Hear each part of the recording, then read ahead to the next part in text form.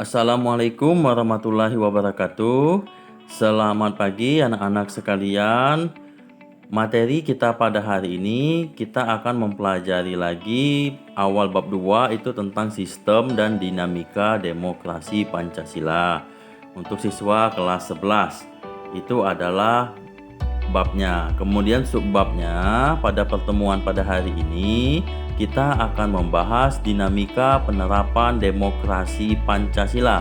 Jadi di materi ini nanti kita akan mempelajari dinamika-dinamika apa saja yang terjadi mulai dari awal kemerdekaan Republik Indonesia hingga saat ini. Baik anak-anak sekalian, apa sebenarnya demokrasi Pancasila itu? Pasti akan timbul pertanyaan seperti itu. Jadi pada hakikatnya, rumusan demokrasi Pancasila tercantum dalam sila keempat Pancasila, yaitu kerakyatan yang dipimpin oleh hikmat kebijaksanaan dalam permusyawaratan perwakilan. Rumusan tersebut merupakan rangkaian totalitas yang terkait erat antara satu sila dan sila yang lainnya, bulat ataupun utuh. Karakter utama demokrasi Pancasila. Karakter utama demokrasi Pancasila adalah sila keempat, yaitu kerakyatan yang dipimpin oleh hikmat kebijaksanaan dalam permusyawaratan perwakilan. Dengan kata lain, demokrasi Pancasila ini mengandung 3 karakter utama, yaitu kerakyatan, permusyawaratan, dan hikmat kebijaksanaan. Nilai moral demokrasi Pancasila inilah yang membedakan demokrasi Pancasila dengan demokrasi-demokrasi lain yang ada di dunia. Apa saja? Yang pertama adalah persamaan bagi seluruh rakyat Indonesia. Yang kedua, keseimbangan antara hak dan kewajiban. Pelaksanaan kebebasan dipertanggungjawabkan secara moral kepada Tuhan Yang Maha Esa, diri sendiri, dan orang lain. Mewujudkan rasa keadilan sosial. Pengambilan keputusan dengan musyawarah mufakat. Mengutamakan persatuan nasional dan kekeluargaan. Kemudian yang terakhir adalah menjunjung tinggi tujuan dan cita-cita nasional. Kita akan mulai dari periode yang pertama. Nanti kita akan melihat dari periode awal kemerdekaan Indonesia sampai dengan sekarang.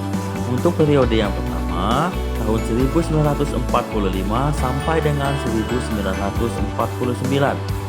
Jadi pada masa ini, pemerintahan revolusi kemerdekaan, pelaksanaan demokrasi baru terbatas pada fungsinya, pers yang mendukung revolusi kemerdekaan.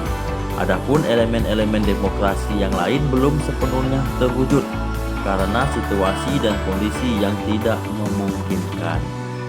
Hal ini dikarenakan pemerintahan masih fokus pada mempertahankan kemerdekaan dan menjaga kedaulatan negara agar negara kesatuan tetap hidup. Pada periode ini, hal mendasar bagi perkembangan demokrasi di masa selanjutnya adalah yang pertama adalah pemberian hak politik secara menyeluruh. Yang kedua, presiden dibatasi dengan kekuasaannya ketika dibentuk KNIP, Komite Nasional Indonesia Pusat, untuk menggantikan parlemen. Yang ketiga, dengan maklumat wakil presiden dimungkinkan terbentuknya sejumlah partai politik. Periode yang kedua adalah periode 1949 sampai 1959. Jadi pada periode ini terjadi 2 kali pergantian Undang-Undang Dasar.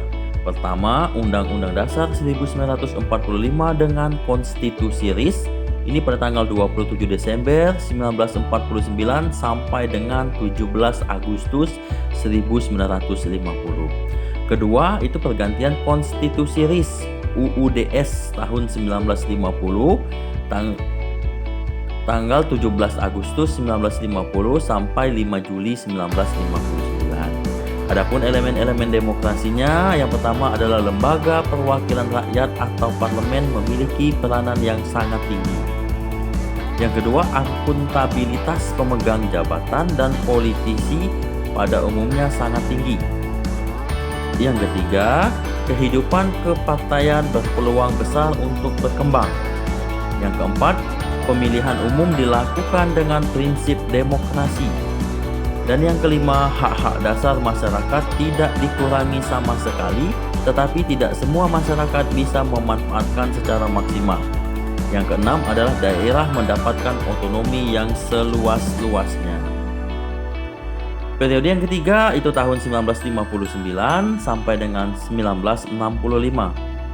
Kinerja Dewan Konstituante yang berlarut-larut membawa Indonesia ke dalam persoalan politik yang sangat pelik, sehingga Presiden Soekarno mengeluarkan dekret pada tanggal 5 Juli 1959 yang kemudian kita kenal sebagai Dekret Presiden 5 Juli 1959. Apa isinya? Menyatakan bahwa pembubaran Dewan Konstituante dan kembali ke Undang-Undang Dasar 1945.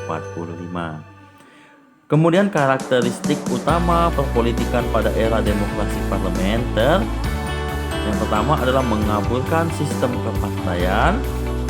Kemudian yang kedua dengan terbentuknya Dewan Perwakilan Rakyat, gotong royong, peran lembaga legislatif menjadi semakin lemah. Hak dasar manusia menjadi sangat lemah. Kebebasan pers berkurang, sentralisasi kekuasaan semakin dominan. Periode yang keempat adalah 1965 sampai 1998. Era baru dalam pemerintahan dimulai setelah masa transisi yang sangat singkat ketika Soeharto dipilih menjadi Presiden Republik Indonesia yang dikenal dengan Orde Baru dengan konsep demokrasi Pancasila. Visi utamanya adalah pemerintahan Orde Baru melaksanakan Pancasila dan Undang-Undang Dasar 1945 secara murni dan konsekuen dalam setiap aspek kehidupan masyarakat. Karakteristik demokrasi Pancasila yang pertama adalah rotasi kekuasaan eksekutif sangat kecil terjadi. Rekrutmen politik tertutup. Pemilu dilakukan sebanyak 6 kali dalam frekuensi 5 tahun sekali, tapi masih sangat jauh dari kata semangat demokrasi. Yang terakhir adalah pelaksanaan hak-hak dasar warga negara kurang terpenuhi. Periode yang berikutnya adalah tahun 1998 sampai dengan sekarang. Penyimpangan-penyimpangan yang terjadi pada masa sebelumnya membawa Indonesia pada krisis multidimensi dan akhirnya pada Kamis tanggal 21 Mei 1998 Presiden Soeharto menyatakan berhenti dari jabatannya dan digantikan oleh B.J. Habibie, disumpah sebagai penggantinya. Demokrasi yang diterapkan adalah demokrasi Pancasila dengan karakteristik yang berbeda dengan Orde Baru. Seperti yang pertama adalah pemilu yang dilaksanakan jauh lebih demokratis, rotasi kekuasaan dari pemerintah pusat sampai pada tingkat desa. Kemudian yang ketiga adalah pola rekrutmen politik dilakukan secara terbuka.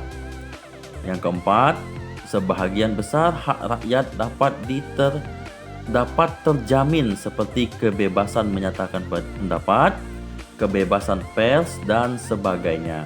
Jadi sampai di sini materi kita pada pertemuan ini. Untuk anak-anak sekalian nanti silahkan materi ini nanti dirangkum, dipelajari. Bapak rasa itu saja. Bapak akhiri, terima kasih. Bapak akhiri, wassalamualaikum warahmatullahi wabarakatuh.